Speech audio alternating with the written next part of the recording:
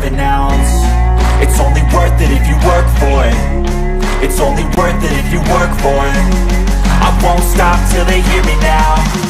I won't stop till I wear the crown.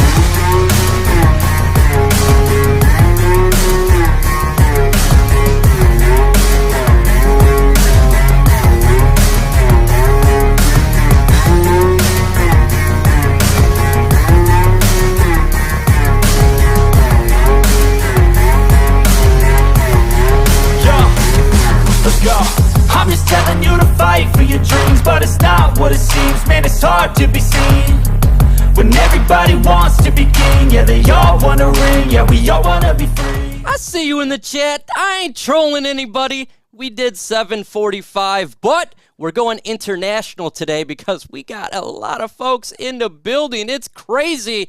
And we're just going to go ahead and name these folks off. Folks, we got AG. He's actually in the Middle East right now with the glasses on. What's going on, man? I had to put the glasses on because I see stars in the building. You got Chrissy, you got Mike, you got Mark, you got Dosa Dion. I feel like I made it, man. I feel like I made it. Spirit of Detroit podcast blew up. Spirit of Detroit podcast blew up. And we got from Canada, we got Mark Horn from Orange Forum. What's going on, Mark? Hey, what's going on, everybody out there in Lions Nation Unite? Let's talk some Lions ball. You got the legend here, okay? He's got a song named after him. Dose, baby. What's going on, man? What's going on, Mike? Look, I can't one-up his glasses because mine don't have any sides to it. You know, this is what happens. I have like 4 of these. I'm sure you guys have the same thing. You got to get them orange glasses, and for some reason, I break the sides off them. So you just balance them like this. But it's good to be back, man. It's good to be here. We got AG with glasses. We got Dose with glasses. We got Mark with glasses. And now little homie's got some glasses. I'm the only one here who's bare in the face. Folks, make sure you hit that like button real quick. Let's get to 18 likes. We got 18 in the building, and there's one person left. It's my little homie. Okay, she's really, really cool. All right, she's C. She's Z. She's got some glasses on. She's an OG, a G. What's going on, Chrissy? Thank you for giving me a nickname finally. I've never had one. So now I'm actually starting to get the little homie. My 11-year-old is calling me little homie. So. Oh, okay. Well, do hashtag little homie in the chat. And she's taking this bad boy over. Take this ship and don't sink it like the Titanic. Over. Yeah. Don't sink the Titanic. Yeah. You know, I always get razzed for the fact that I'm not ready to take over. But hey, this is what I did, man. For 10 years. I was the interviewer. So anyway, all right, so here we are, end of June, the awesome time in football. And so we're going to talk about football.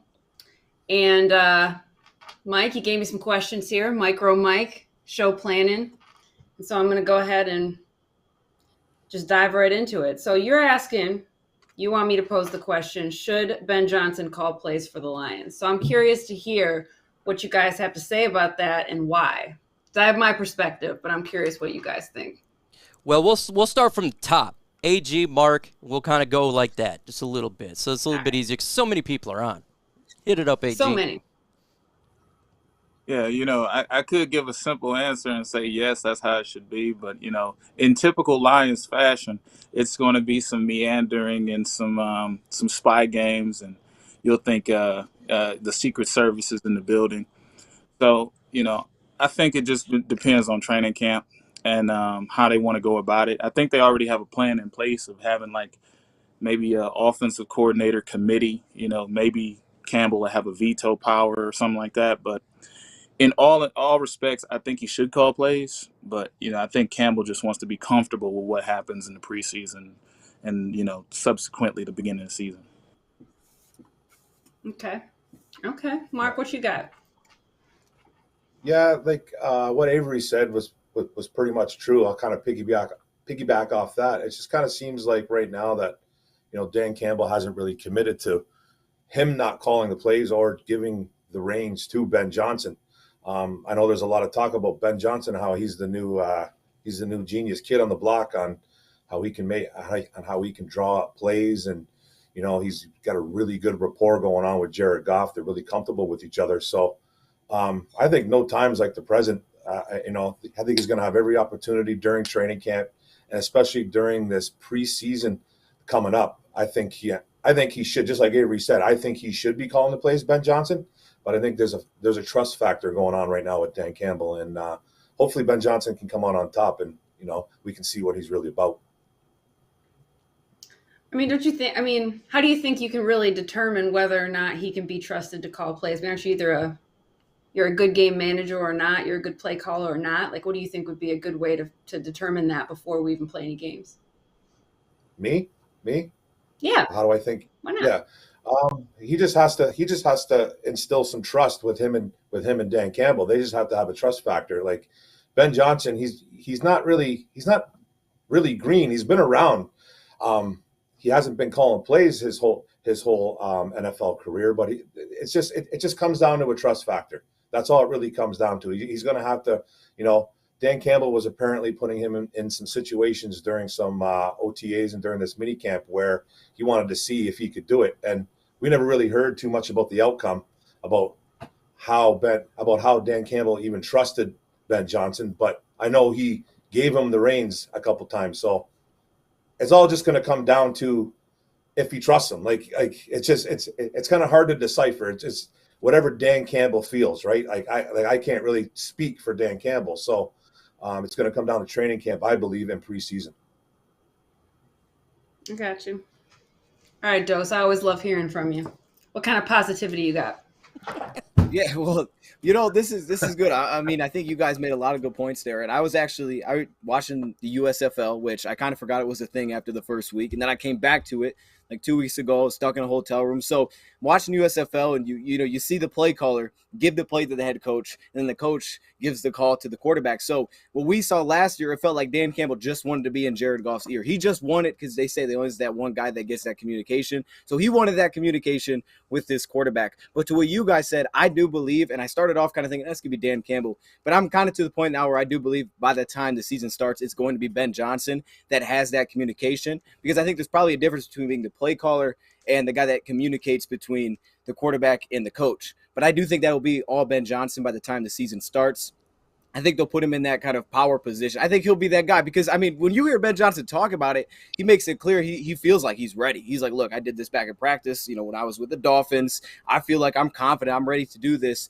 And like you guys said, it's all about that trust between him and Jared Goff. How smooth is that? I feel like just because of how bad last year was, Dan Campbell's like, dude, I just want to be involved. This is awful. We got to figure something out. But I think this year will be Ben Johnson. Okay. Well, Mike, before I throw it to you, I will say from my vantage point, I actually look at it the other way. So we're giving Ben Johnson trust. Can he call the plays? But I look at it as, do we really want Dan Campbell calling offensive plays when he should be managing the entire game? He should be the head coach and he should be overseeing the entire operation. So I don't know is that something that we want Dan Campbell to have responsibility for when he should maybe be instead looking at more of the bigger picture throughout the game instead of kind of micromanaging the offense. Yeah, you talk about micromanaging. Yeah, my name is that. But I agree with you. I feel that Ben Johnson should be the offensive coordinator. I want Dan Campbell to be the Danimal. I want him to be the head coach. Now, if he needs to interject himself on a fourth down, if they want to do something crazy, that's perfectly fine. But giving power to people around you is how you become a successful leader. AG's in the Army. As a sergeant, when I was in the Army, the best thing to do is to give responsibility to my lower tier of soldiers, because that gets the best out of me. So for Dan Campbell, to me, give him the duties to his OCs. Let the OCs do their job. If he needs to interject, he can definitely do that, just like the subscribers need to interject right now by getting the like button up. Right now, we're at 39 in the building. Let's get to 39 likes. Smash that like button. And let us know in the comment section, do you want Ben Johnson to be OC or do you want Dan Campbell? I think that's really important. Well, as we're talking about Dan Campbell, too, I'm curious what everybody ended up thinking by the end of the season of Dan Campbell's risky play calling technique that he had throughout the season. And does that get old in year two? Because when you're, a new head coach, you're a little more forgiving. When you don't really have a lot of expectations, it's a little more forgiving. And I'm curious, by the end of the season, what did you think of that type of play calling? And are you hoping it continues this year? Or are you hoping that maybe he becomes a little more conservative? Hey, G, man, what do you think? Is that- Yeah, just going up in a yeah, circle. yeah. I honestly, I feel like his charisma is great and everything. Sometimes it's a little tiresome because you want to see wins on the scoreboard. So I don't think that is going to, stop. I think it's going to be, Bill Parcells, one of the people who gave him tutelage, one of the people who took him under his wing when he was with Dallas, one of the people he has strong ties to, always went for it on fourth down. So I think that's going to be a trend, especially with games you can win, and especially when you have a young team that's buying into, the culture, the grit, and, all the good things that we hear about the Lions nowadays. You have to continue that trend. Now, it would be nice that we don't get in fourth down situations. It would be nice that, our third down conversion rate is higher than it was before. I mean, it was practically flipped with the two quarterbacks of Stafford and Goff. So it'd be nice to not get in that situation, but I wouldn't mind it if it happens. Yeah, it's funny how things like that. Sorry, go ahead, Mark. Oh, that's okay. Go ahead. No, I was just going to say it's always funny that when you're successful with those types of things, people tend to like them a lot more than if you're not.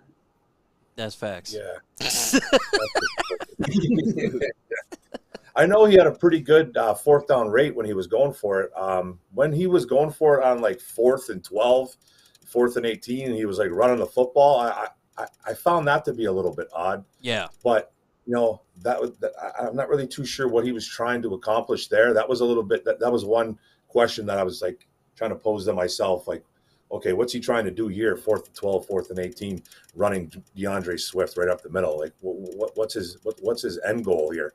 But going for it on fourth down is all good. An offense is going to love you for that, especially an offensive line, because that, again, I go back to the trust factor. Like if it's 4th and goal, 4th and 1, or 4th and 2, and you're running the football, your O-line is going to fall in love with your head coach. And it's like, okay, this guy trusts me.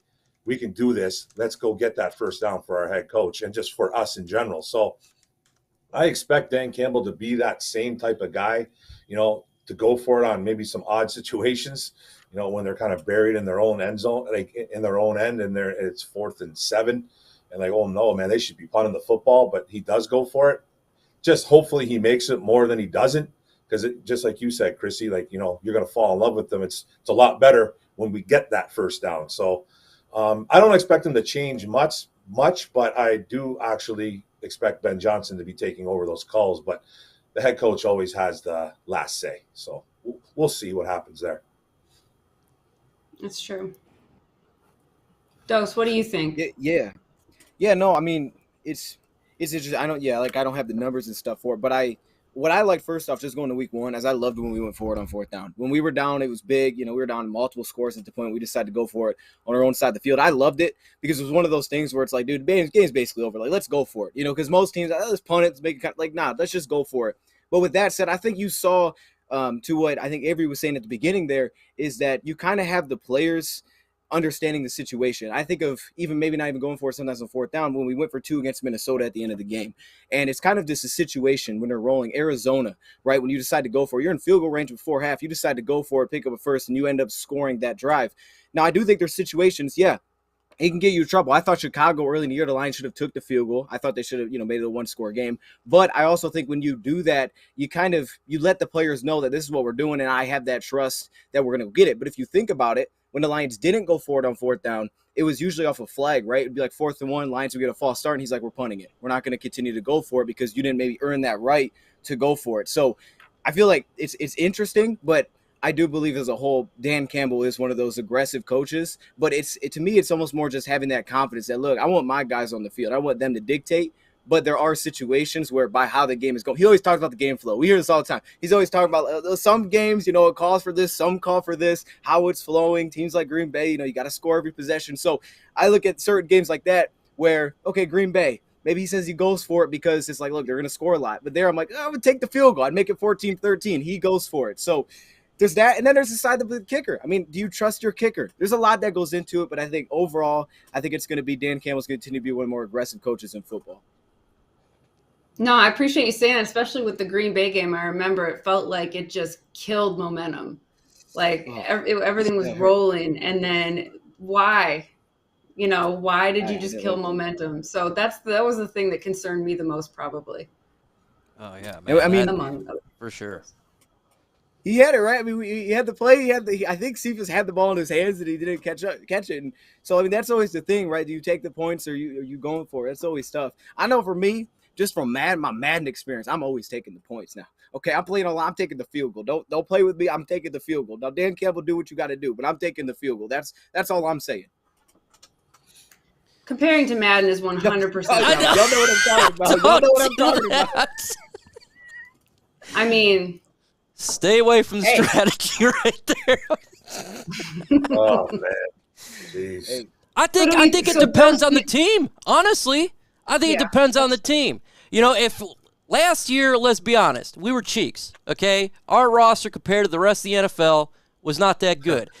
Now we're facing some really good teams, so we had to take more chances. This year, I think it's a little bit different because our roster's a little bit better, and I think we have a chance to kind of stay in the games from the beginning instead of it getting out of the hand. Because if you look at last year, we weren't scoring in the first half many times. The game would get out of hands. It's like, okay, you have to do an onside kick. Okay, you have to go to fourth down. Okay, this, that, and the other. So I think that's really important is to go game by game. But this year, I think it'd be a little less aggressive, but they're still going to have that edge. He does come from Sean Payton. I mean, they did the onside kick at the Super Bowl. I think you're going to still see aggressiveness, but not like last year where it was like, it's like every play. Oh yeah. Here's the thing though. I always am looking into like the psychological aspects of it too, right? So you could sit there and look at it and say, okay, he's going for it because he trusts them. But you could also look at it as he's going for it because he doesn't trust them. I mean, if you get 3 points, you trust that you're going to make up those points later. You're not going for it because you think this is your last chance. So you can send both messages, right? Yeah, that's 100%. True. I was going to bring up one example just because I think this is – I mean, we think about Baltimore. I remember that game. There's a lot of people that maybe we should have been more aggressive, right? Maybe we should have been more aggressive trying to score, and then we had Jamal's trip. The very next play, we just hand it off and we take the field goal. So that's one of those spots, like what you said, is that a trust thing or is that because the game flow is going? Look, we've scored every drive second half. Baltimore's really not scoring that well. And we were really one play away from winning that football game at the end defensively. Came back to bite us, though. Maybe we should have been more aggressive looking back in hindsight in that situation. But it does tend to vary based on how he says the game flows. For a game where maybe we should have called Dose out to try the field goal. Oh, him and field goals, man. With the first pick in the 2022 NFL Draft, Dosa Dion selects whoever is the kicker. Hey, I'm telling you, the kickers, the kickers need love too. But I know Avery's got something for this. Avery, you got something to add to this, man? Oh, yeah, thank you, Dose. I think that I appreciate you, Dose. To get better on fourth down, let's get better on third. I just hate to – I noticed – I know that I'm going to sound too serious here, but we have a quarterback who was all the way down at 31 in the league on third down conversions. In addition to that, he was 38. He had 38 first downs on 113 attempts, sitting at 29th in the league. So I just, again, just to mitigate any fourth down issues that we're going to have, we just got to get better third down passing situations. And I think Goff is the guy to do that, hopefully. Hope so. Dose went black. What happened? Here's what I heard from it. My bad. My dog was trying to get a rapper. I'm like, come on, dude. So I know it's great. You know what? First off, let's just give a shout out here. Okay, maybe I shouldn't do that. Hold up. They're not paying us. But those Boss cookies are different. I was just going to say, what Avery was saying there, man, it sounds like you believe that Goff. Do you believe in Goff this season? What's your confidence level, Goff? I know this is offside, but I haven't heard his perspective on this, so I just want to hear it. Okay, I appreciate that, Des. I appreciate that. I've been kind of on Jared Goff. I'm giving you the rope. I'm giving you the rope to either be the highest paid quarterback next year, or I'm giving you the rope to hang yourself and draft a quarterback. So I'm giving you a clean slate. Last year was a giant big mistake. We have weapons for you, solid offensive line, great running back. Everybody's healthy. We established defense. We've given Hawkinson we have everything for you. So I'm going to give you a mulligan for last year. I'm going to give you a mulligan, and I'm going to start you off in a clean slate. But the minute I see you fumble and you're not in a contact situation, the minute that you have 6 turnovers within the first 4 games, now we have to have a conversation. Why are you getting paid $30 million? Because $30 million quarterbacks don't do that. At the time you he make was it sound paid. like we're handing him like this refined offense. I don't think so. Yeah, we gave him everything. We gave him everything. Hey, he's got to do it this year, though. He's got to make an improvement because last year's wide receivers, Tyrell Williams and Brashad Perryman, who didn't even make the team. And then you got injured Quintez Cephas, TJ Hawkinson injured. We had an offensive line that was he was still pretty good, even though the backups, but it wasn't consistent. This is the year for him. Look, Jared Goff. If you want to be a Detroit Lions quarterback for the future, you need to go off, or you're going to have me and other people like Dos Dion and talk about, there's quarterbacks in the draft. But it's a big year for Jared Goff. Got to see what he can do this year. No excuses, though. Can't give excuses. I can't say, well, he didn't have this. Well, he didn't have that. He's got it now, so get it done. Just like you guys need in the comment section right now, do hashtag little homie. I want to see everybody do it. There's 58 of you. Do hashtag little homie. I don't even know what to say to that. Say hashtag little homie. That's what you say. I don't want to say that. Okay, so go ahead. Go ahead. Oh, well, in addition to that, there's other factors. I could talk about numbers all day. I'm not one of those guys, but I like to watch film. He's notably better at the second half of the season, last 6 games of the season.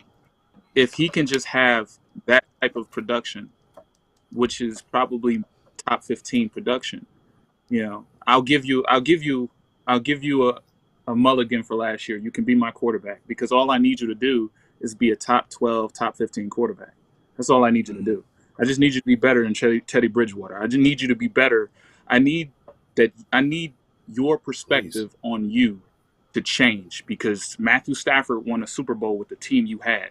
Like I need for you to understand that this is your career. Like most of the people in the league are looking at you like worst overall quarterback. Most of the people in the league have us drafting Levis next year in mock drafts. You need to understand the perspective of what's going on because I believe in you. Dose believes in you. So you need to carry this team. You are the leader of this team. So you need to perform. Yeah. If Dose believes in him, we're good. You know I do. We know he believes in him, man. Oh, man. We know Dose does. You know I do. I was just I do. I was just going back into that because he did bring it up. $30 million a year. You got to be better than Bridgewater. You got to be better than those quarterbacks that we look at. We say, look, they're moving every year. You don't want to be that guy where it's $10, $15 million because that's where Goff, if you look at his salary, I just did a whole thing on this, but if you look at his salary for the next 2023, 2024, just the next 2 years, where he falls, he's not falling into the category of some of these top paid quarterbacks anymore because they're going to outreach the market. He's going to be in this category if he's above the bridge guys, he's above the rookie contracts, but he's below basically everybody else. So he's going to be in that tier where, to what Avery said, you need to be playing at that level. And if you could play at that level and we could put a good team around you, there's no reason we're not successful. And I believe he will. I think he's going to be a good quarterback. Sorry, I just had to add that in there. Dose, what do you think about Tim Boyle? And David Blau, are they top 5 quarterbacks in the NFL as well? Look, Mike, I have a look. How are they on Madden, Dose? Ooh, now this is a different story. I can get it done with Tim Boyle on Madden. Y'all know. Look. First off, let me just give you a little. Tim Boyle got a little bit of cock. I'm just saying he can throw that thing now. Okay, he got a little arm strength, and that's all I need in Madden. Because Boyle's got a little scoot to him. That's what people don't realize. I was playing last year Madden, and people watching. I'm playing with Goff. I didn't realize how much scoot he had. I'm like, all right, he can move a little bit. Then we get to the season, we don't really see that. You're like, where's the scoot at? When you get Tim Boyle, Tim Boyle can move a little bit, and he's got the big arm. So he's creative on Madden. I'll say that. And now, yeah, I may cheat a little bit, move up his ratings. You know, I mean, they give you the option for a reason. What are we doing here? Okay, I can edit the player. Why would I not do that? That's all I'm saying. Anyway, I'm sorry. You're like the mad scientist, bro. You're like the mad scientist. That's what we got it. I would like to see you show up, because you'd be like one of those fans that would show up to the facility to give them the super secret plan for how they can win all the games. And you'd be like, look, I did it on Madden. Here it is. You'd be like, Hey, I excuse me, I need to talk to Coach Campbell. I figured it out. And yes, there are plenty of people like that. Ridiculous. I got results. This is what I got results. I've won the last 3 Super Bowls on Madden. That's fact. You can take that to the bank on Madden. Let's go. That's what I know. That's what I know. You had a 20 and some and 0. Plan, just submit it. My plan's better than that, though. It's called giving the other team a lot of alcohol right before we live. Alcohol. Get them drunk. That's another option. Yeah. Yeah. So you asked a question, MicroMike. Yes. How many wins and losses we think Dan Campbell is going to have this year? But I want to switch it a little bit and say, at what point in the season? And at what point in the season do you think it's sink or swim? Like, how many wins does he need to have, let's say, in the first 6 games for you to feel one way or another? And Dose doesn't count because he'll be happy no matter what. He'll find a way. In the first 6 games, for in the me. First 6 games, let's say. Yeah. What does his record need to be in the first 6 games for you to be excited moving forward? Excited moving forward. That's a different question. Okay, excited. So excited to, dear God, here we go again. Give me a spectrum 1 to 10. Okay, so 10 being the best. If they go 3 wins, I'll be satisfied. I think that would be 500. If they go 2 wins, I'd be like, can I expect it? You do 1 win, I'm going to say, oh my God, not again. That's exactly where I start doing it right there. You're going to run out of time here. I want them to get to 7 wins. They have to get to 7 wins. You start out 1-5. I'm gonna go nuts. I'm gonna go crazy. I'm gonna literally lose my mind. So they can't do. They have to be 2 wins by that point. They gotta be. But no, I can't answer this question. Y'all continue to go because I 6-0 for you. What do y'all got? Yeah, I won't answer. Keep going. No question. I won't answer. I had I watched Dose. The day before San Francisco, the day before the San Francisco game. So I had a ticket. We had just got off mission. We were in a mission up north. I just got off mission, and it was the game. So I was so happy. So I got to watch the game. But that Saturday, I watched Dose. Dose was on a live. You were on a live with Let's Talk Lions. Okay. And you know, I love this. This is why I love you too. This man say, well, you know, so Dose is like, he's talking to Let's Talk Lions. Let's Talk Lions is on his show. He's like, yeah, I hope they win, but I don't know. And Dose like, yeah, I don't think they're going to win. And I was like, the whole year, whole year you was talking about, I don't think they're going to win either. What?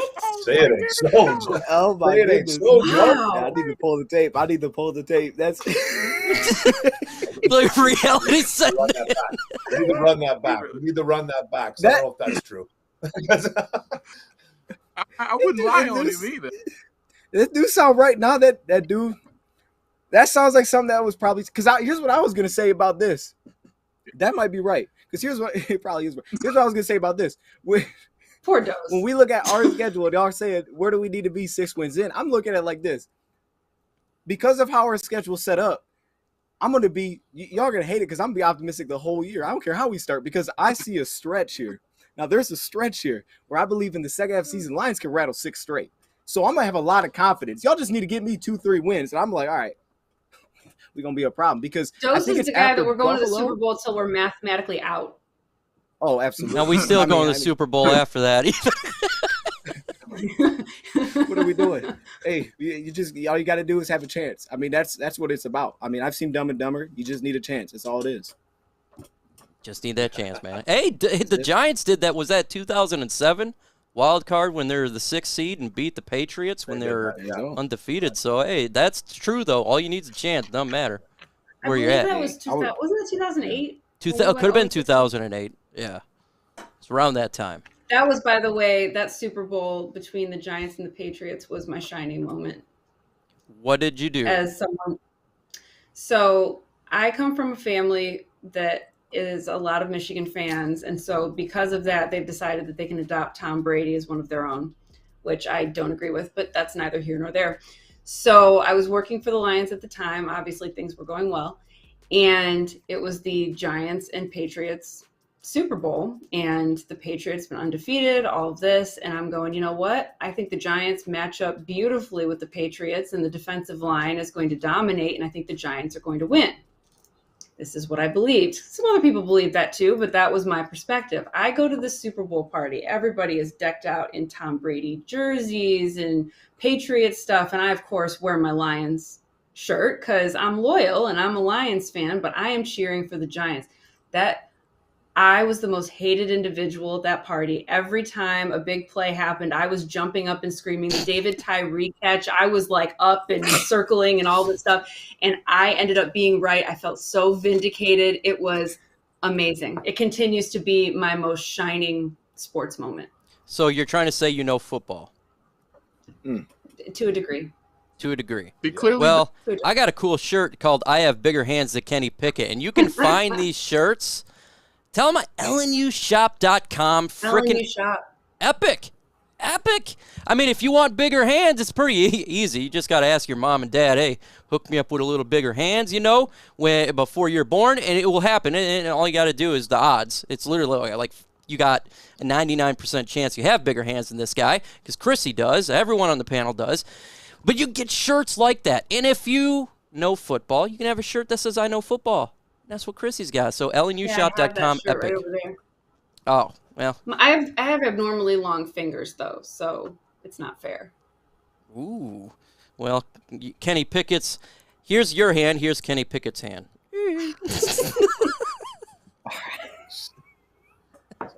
Okay, so the rumor has it, MicroMike, that Pro Football Focus rated our secondary as 25th overall. That's so what do we think of that? Do we think that that's, accurate? Is it too low? I think it's somewhat too high. Yeah.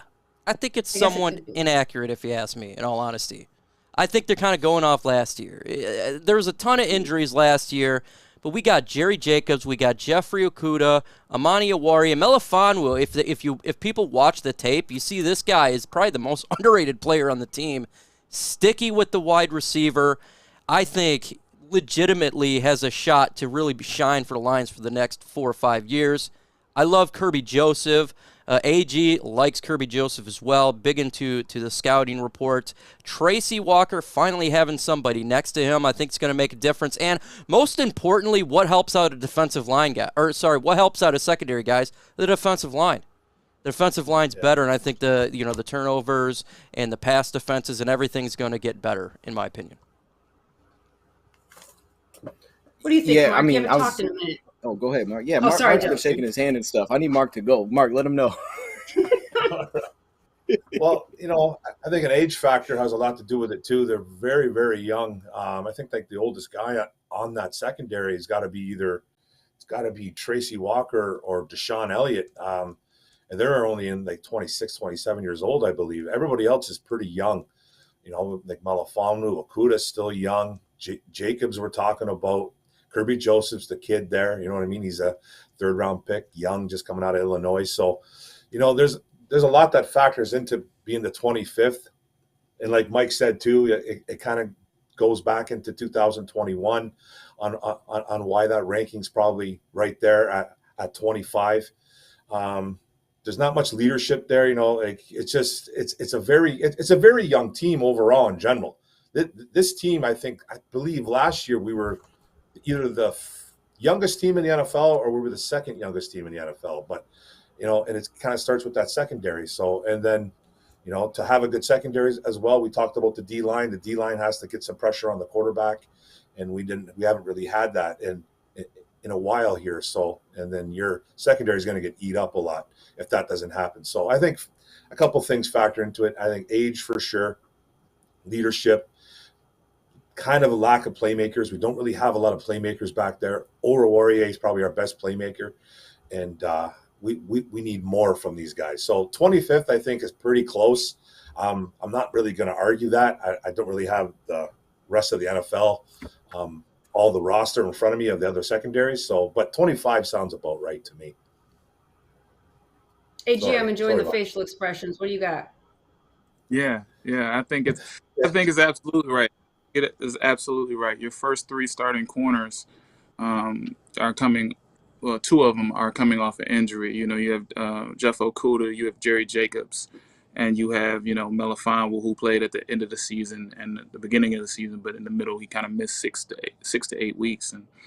And then you have individuals like Mike Hughes, someone you signed who's a former first-round pick, who was kind of a wash, and he was a wash as an individual and as a player in Minnesota. He went to Kansas City, bounced around a couple leagues. So, you have the individuals on the list, the teams above you, are considerably like in the secondary. The only team I would say that isn't above you is I would say the Bengals. The Bengals probably have the most spottiest secondary in the world because they still have Eli Apple under contract. They still have Awuzie, who gives up a ton of yards.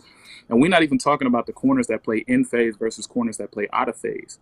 And to simplify that is a corner that's opportunistic plays plays in phase, looks for the ball. And a corner that plays out of phase is just on the receiver, man to man. I'm on the receiver.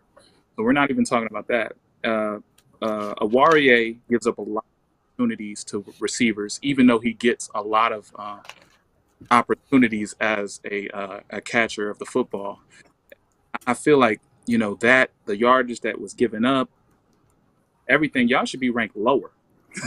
We should be ranked lower. But I think that there's a cause for concern because we also play a lot of zone defense. So I think 25 fits us just right. Help out, Dose. Yeah, I mean, good points there. I know Pro Football Focus, from my understanding, is when they rank them, they don't like to get into the projection game. So from my understanding, what I've seen is they go based on what they've seen and they carry their grades over. And I would think that based on Pro Football Focus, they probably have Mike Hughes as our best graded cornerback.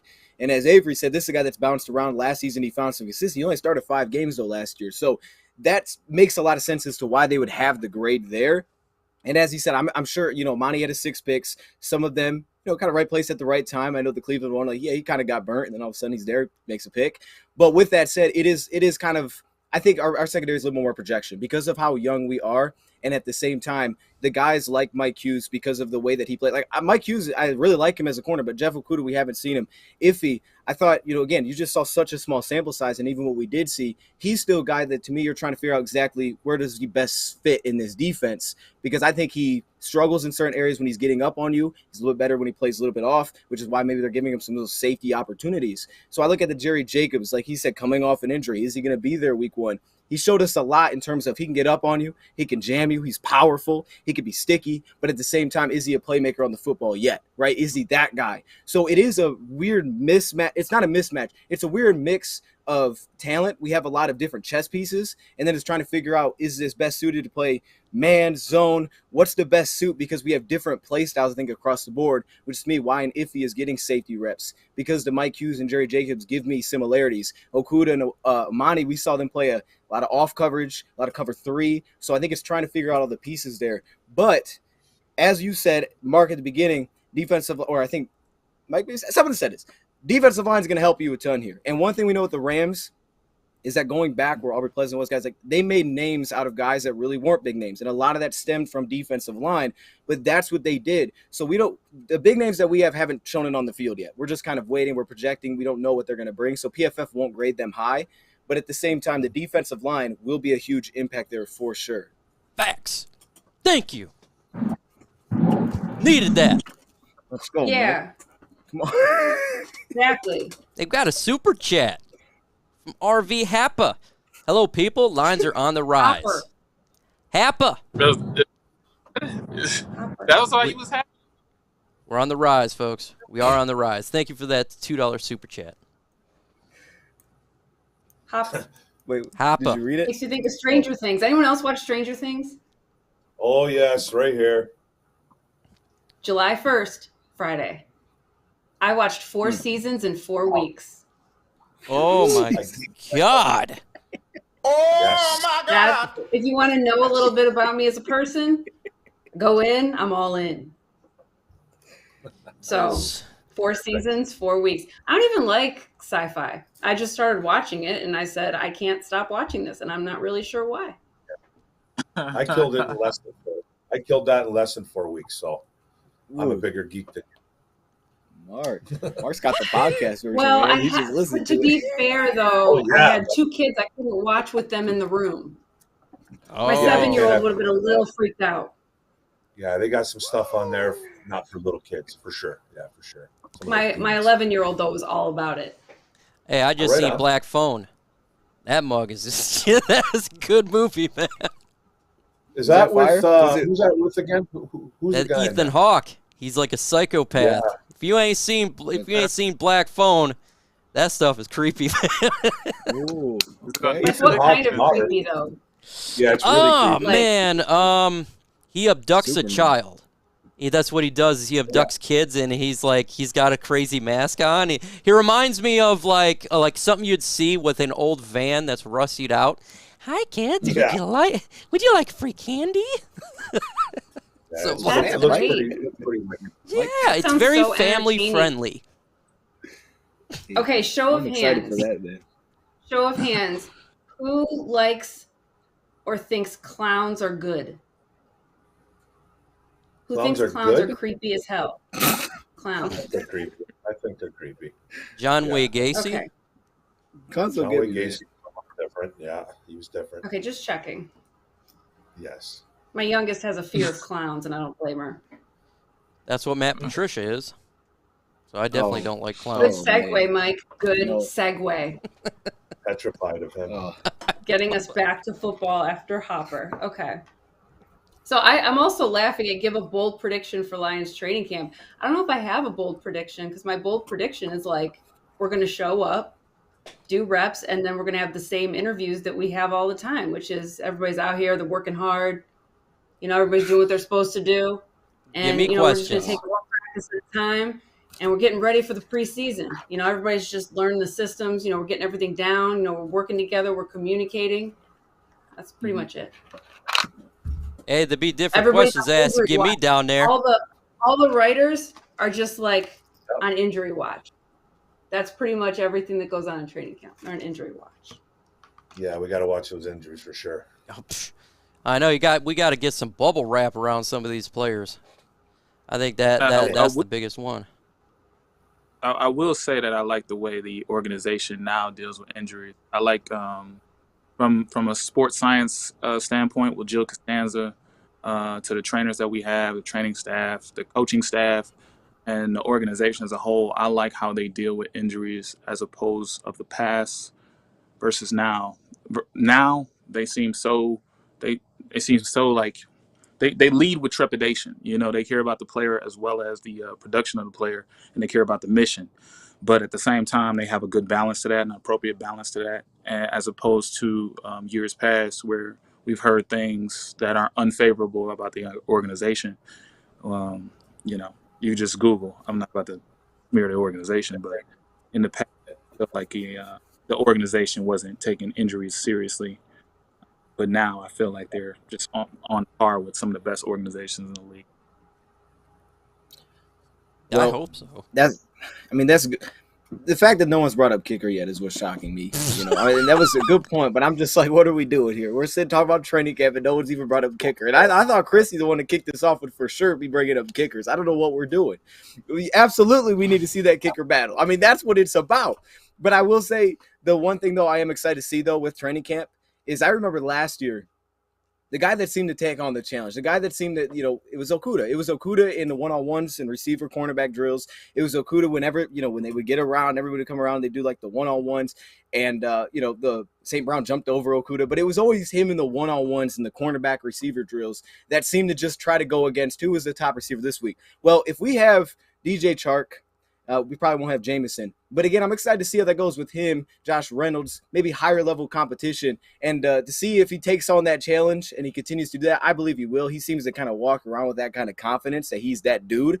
So I want to see how that goes and how those matchups go. Because for the most part, I thought Okudah did really well in all of those. Aside from sometimes we get up like with Khalif, and it's like, yeah, that's going to be a problem. But to see that, I mean, that's be fun to watch. And then I'd say my bold prediction out of that, let's get something spicy here. Let's get something good here.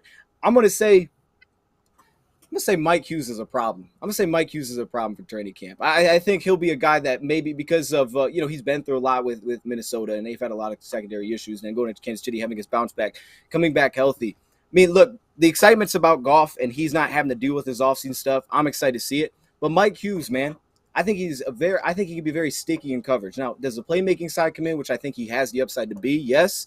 So I'll go with him. I think he's a guy that gets his name thrown out there a lot. But we'll see where he falls if he makes the roster, because cornerback's deep. First of all, Dose, just before we move on, I want to say I'm going to make sure that we get Jason Hansen on this show, and you and him are going to talk kicking. Please. For an extended amount of time. I would love and the that. banter Yes. that will occur will be YouTube gold. I just want to put that out there. That's a multi-hour special right there. That's what I'm talking about. That needs to be pumped up. Oh yeah. You got a Jason some Hansen bust in the back of your background. That's what you need. A little statue.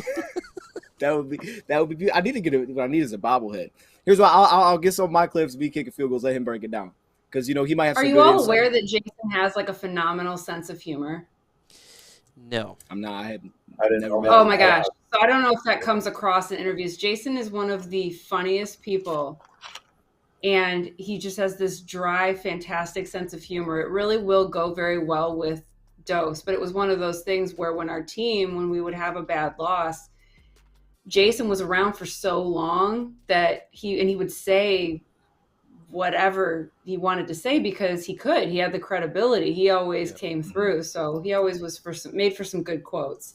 But yeah, he is one of the funniest individuals. So it will be a very entertaining conversation between Dose and Jason. I guarantee it. That would be fire. bring him back. That would be sweet. Bring him back. For what? The kick? Yeah. We get Maul back. We get Maul back, death taxes, Mule back. Then we get Jason Hansen, and then Coach Campbell.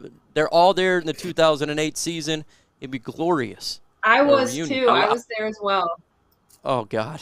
I like Yeah. I like Patty. I like Patterson a lot. I think he's gonna win it. Yeah, I think he's gonna win it. Siebert was kicking pretty good last year for a while, though, man. Siebert wasn't doing too bad until he threw out his hip. Whatever he did. Man. He wasn't too bad, man, Siebert, man. But I think Patterson's going to win it. Younger, He's got some cheaper. power on him, man. But he's got a powerful leg, so I could see Riley win. Man, we need to have a podcast just about kicking. 1 hour. I want to see Dose try to kick a field goal as well. Oh, you don't want to see it. That's what I'll tell you. But I can do it. If you want the video will come. I mean, don't you... Go ahead. And with Mike as the holder. Oh no. Yeah. I don't want it broken. Well, actually, if you're a fan of having broken arms, then go ahead and subscribe to Lions Nation Unite, because we talk all things Detroit Lions news and rumors.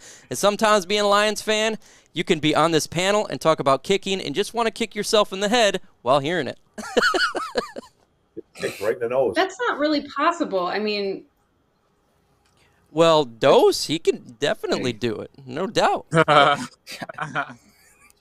you do Y'all the don't know, splits, man. No, I can't. I can I can do cool stuff though. You know what I'm saying? Like I can do cool. I'm sure you guys can. I can do cool. Yeah, I can do cool stuff. Like what? Like I could front flip but not land it, but I can do the flip part, so I can like land on my back. I mean, I used to do that too, Dose. I'm not gonna lie. I used to do that on my front lawn. I used to try to That's what I'm do a saying. front flip, and then it just always ended up with me slamming on the grass. That's it. And there you I go. never But it did doesn't that. hurt too bad, right? Because it's No, grass. it actually All right. didn't. Yeah, no. So that's one of the cool tricks I have up the bag. You know, the bag of sleeves that'll make it. Injuring So. yourself. All right, let's continue. Injuring I'm yourself sorry, is I'm one of your confusing cool- myself. Anyone else on the panel can do cool stuff?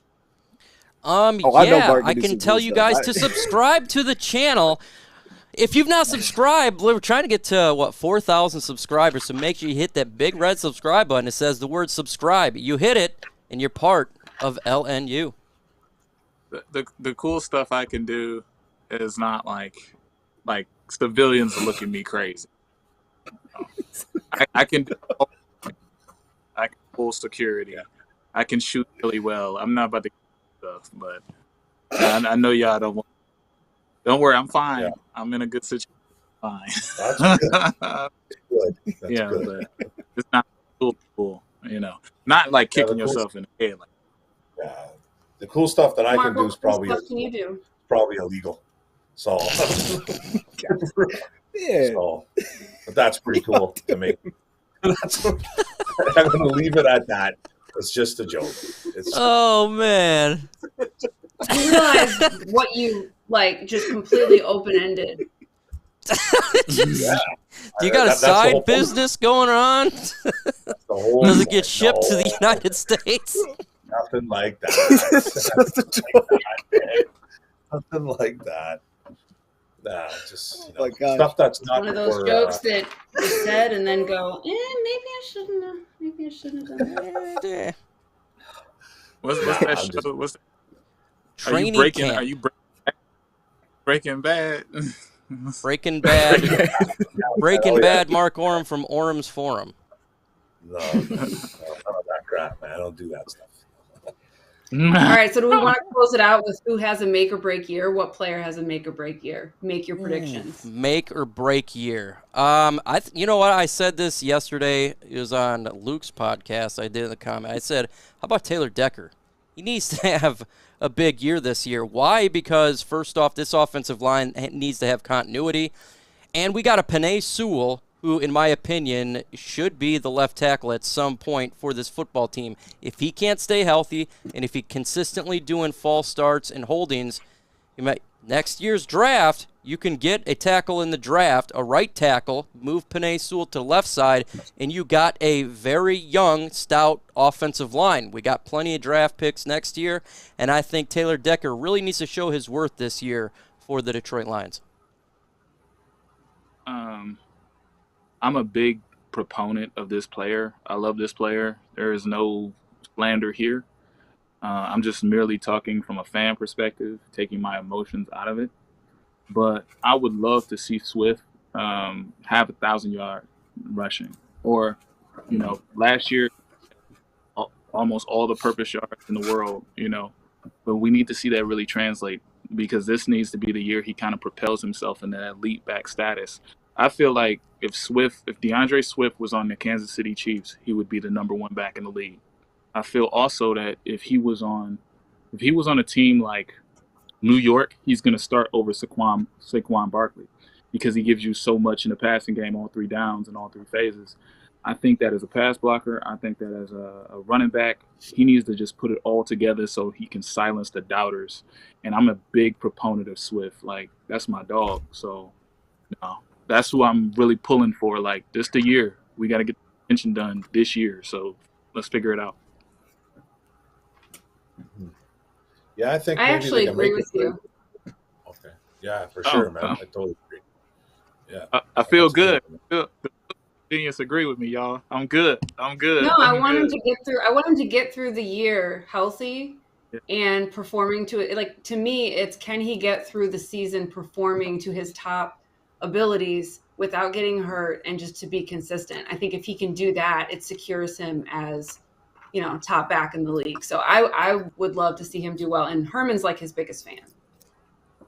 Oh, If you haven't figured that out. I didn't know Herman was a big fan. I kind of knew Big who you fan. was, but like there's no slander when it comes to Swift. Like, I mean, he's averaged 13 games a season. I don't think the other 4 games matter that much, losing that bad. Like, in his first season, he played 13. In the second season, he played 13. I think the whole injury hype stuff is like a little. He just need to silence these haters, like you said. Like, this is the dude, man. This is like a feature back on any other team. Like, it just hurts watching him play, and you just wonder how long a body can hold up doing that, period. You know, forget talent, just abuse of the body. So how long he can hold that up. he's been playing since Pop Warner, man. He's been playing since Pop Warner. 3 years at Georgia, high school, 4 years. Like, he has like 10 years on his body alone. Mm-hmm. But I ain't gonna hold y'all up. I just, So that's my guy. is it me? My turn? I Go ahead, think Mark. No. Yeah, from a legal land. Got him. Got him. I don't do nothing illegal. I'm too old to do that stuff. Listen, I think I know like a make or break year. You know, like I could really go the easy route and say Akuda, but I'm going to say Will Harris. I think Will Harris is kind of like right now he's our number 2 guy. He comes into the league out of Boston College, and he was a safety. And the old regime, I don't think they were smart enough to figure out that this kid couldn't play safety. He was absolute train wreck at safety. They just insisted on keeping him there. They wouldn't cut him. And then this new regime comes in. They go, look, maybe we have something. Maybe this kid can play corner. And he played a little bit of corner last year. He looked okay playing the nickel. Went outside, he played better. Much better as a cornerback. Right now, he's our number 2 cornerback going into the 2022 season. He's got a little bit of competition going in there, but I honestly think that this is his make or break year. If he can lock down that number 2 spot, maybe eventually lose it to Akuda if that was to happen, or if not, he just holds on to that spot, and all of a sudden we have maybe a number 2 corner on the roster, and we have a good problem because especially if Akuda starts to develop into the guy that we hope that he becomes. So Will Harris just needs to lock that down. And I think if he doesn't, I think you're probably going to see Will Harris possibly being cut by 2023. Hey, I'm just going to sprinkle on top a little bit of everything you said and give you one because I think there was just good. There's so many players we could honestly choose from here with all the 1-year deals. Oh, I see you, Mike. I see what you're doing. You know what, Mike? That's I'm watching great. you, I'm looking man. the wrong way. Look at me. Okay, Mike, that's cool. Yeah, but like, here's the which way thing. do I go? I'm looking the wrong way. I'm looking away from me. Okay, Mike, there we go. Hey, so Mike, we got to stop. Let's just continue. What are we doing? Wrong way. With she's looking in the sun. No, I just for the DeAndre Swift point. We hear all the stuff, him bulking up, getting stronger. And then it's just those games, too, where it's like, okay, he only had 7 carries. So you're just like wondering 2 carries, 4 carries. It's like, where is that, right? Why aren't we seeing him more often? And yes, probably being more competitive, you're going to get him on the field more often. So Swift's a great answer. I mean, Mike's was – they've all been good answers. I think Will Harris is a very good answer because I really like Will Harris at corner. I think he's a very intelligent corner. And now it's about the technique side. So this is a full offseason. Hey, be a cornerback. Put that stuff together because there's a lot of things he could probably clean up there because I think he has all the athleticism traits to be an actual corner in the NFL. I think he's a corner type. With that, I'll go with and with his contracts up there this year, I'll go with 2 guys. I'll go with Big V and Michael Brockers just because of kind of where their contracts are at. Michael Brockers is a little bit tougher because after this year, even if he plays pretty well, Lions could still look to move just because it saves cap. They could save $10 million after this year. Next year's his last year on his contract with barely any dead money. So for him going 33 years old, he'd probably have to play pretty well, but at least maybe he could get a restructure, maybe not a restructure, maybe a little bit of a pay cut, something to keep him around for the vet presence if he does well, which I think he'll improve in this defense, just like we talked about all the young guys. And then I would also throw Big V. Because of where Big V's contract's at, again, this is a guy that after the season you could save over $7 million with a cut. You'd have $3 million in dead cap. But as a right guard, currently he's paid as a top 10 guard in football. So, I mean, I'm not saying that he's maybe can't play at that level because I thought last year he took huge steps forward. He was big for Penei Sewell. And I think for him, we look at a lot of players, it can be overlooked with Big V, how much it helps him to just be like, hey, you're a right guard. That's not, you're a right guard. So I think that's helped him, and going into another year of that should be great. He had his injuries too, but that's another guy I would take a look at. But great answers all around. Not the kickers. Here's the thing. Here's the thing about the game. Look, Rosas off Riley the team Patterson. now, so Who? You ain't got nothing to worry about now. Yeah, you're right. Look, I'm telling y'all, the kicking carousel was a disaster last season. We literally lost the game and Dan Campbell wasn't playing, man. He was like, all right, we're cutting this dude. Like, it was, some teams might keep him around for a minute. It was like, nah, he's done. He missed that. We out. We ain't playing with that. We had a game. We had it in our hands. This is the ugliest game of the football season, and we couldn't pull it through. But Riley Patterson, Seibert is going to be a battle. I think Seibert's got maybe a little more leg to him. But Riley Patterson, man, you want that consistency. And also throwing the fact, here's a little side note. I saw the Sonoma game. Seibert's the guy that got our onside back against San Francisco. So maybe, it's a little thing, but maybe that plays into it. Oh, okay. What was that? She wanted I thought he was just going to go on a rant about kickers, so I was like, I'm going to close my eyes for a minute. Just bring back Nate Freeze. Come on, man. And end the discussion. Bring Nate Freeze back. Hey, save it for Hanson. We'll break it down with Hanson. Oh, yeah. That'll be fun. You have no idea. It will be fun. So, Mike, now you're the expert here. Uh-oh. For closing things out, getting people to like stuff and subscribe. I can't do it with the art that you do. So I'm going to throw it to you to close us out. Just got the ball, folks. We appreciate everybody hanging out today for the show. A month away from training camp. We understand it's the lull period. We understand it's the slow period. But, folks, in a month, it's about to get hairy. It's about to get crazy. It's going to be 10 straight months of consistent content. It's going to go nuts. Training camp, regular season, and then the postseason. We're going to be talking about free agency and the draft, and it starts all over again because it's a never-ending wheel. So make sure you guys hit that like button if you like Lions content. Make sure you subscribe if you love Lions Nation Unite content. Make sure you hit that notification bell if you don't want to miss out on any of the videos that's being dropped, and more importantly, the live streams where you can interact and have fun with the greats of Dosa Dion, the AGs, the Curtis Steeles, the Mark Orams, the Chrissies, and of course the legendary Herman himself. So make sure you hit all those buttons, every single button, and more, and have a fantastic, fantastic day. Peace! I feel nauseous, believe me. Never had a lot of shit come easy. Had to work hard, struggle just to be me. Had to rise up just so they could see me. Did what I had to do just to feed me. And what was left over I put towards my dreaming. But the only thing in life that has meaning are the things you gotta work for, believe me. Take into your hands a plan. Your own hands can land your own brand. And damn, I feel like no one takes accountability. They want the credibility, convincingly unwilling to put in the hours it takes to get some power. Don't be f***ing sour. Take a cold shower. Scream until you're louder. Work until you're prouder. And f*** all the doubters, they're just your downers. I swear to God they all let me down. I always fought just to wear the crown. I'm off at these fucking clowns who were all taught they deserve an ounce. It's only worth it if you work for it. It's only worth it if you work for it. I won't stop till they hear me now.